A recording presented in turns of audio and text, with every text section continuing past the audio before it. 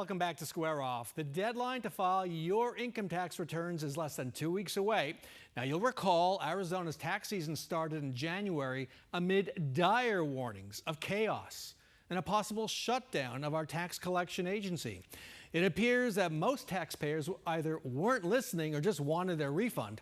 And even Governor Katie Hobbs has changed her message from uncertainty about filing to confidence. Here's how tax season started back in January. The chaos that is to come is a Hobbs creation. A capital standoff focused on whether Arizona would adopt all or just some of last year's federal tax cuts.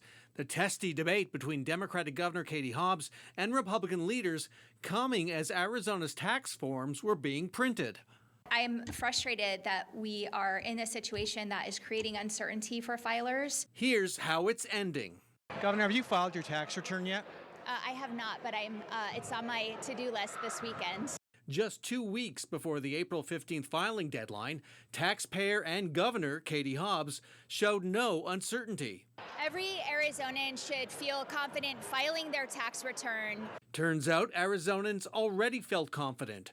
According to the State Department of Revenue, the 1.97 million individual tax returns filed as of Friday, March 27th, were just 1,400 returns fewer than the filings by the same time last year.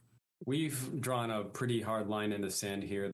Republican J.D. Mesnard of Chandler chairs the state Senate's Tax Writing Committee. The January standoff with Hobbs produced a tax return that reflects all of President Trump's tax cuts, known as full conformity. We can essentially say we're going to do nothing, and the forms that were put out by the Department of Revenue will be good for the taxpayer. The state's 2025 tax forms include crowd pleasers like no taxes on tips, no taxes on overtime, and a new $6,000 tax deduction for seniors. But there's no such thing as a free lunch. The Republicans need to show us how they're going to pay for full conformity. Another standoff looms over the tax cuts, including business tax breaks. They'll cost more than $400 million this year alone. But for the current year, it's something we could definitely handle, and we should do it for the taxpayers. And turning to the week ahead, surprise Mayor Kevin Sarder will brief residents Tuesday on what he learned from the Department of Homeland Security about its plans for the controversial ICE detention center in their city. The City Council meets at 4:30 p.m. Tuesday for Sarder's update. The mayor revealed the latest information during a news conference this past week.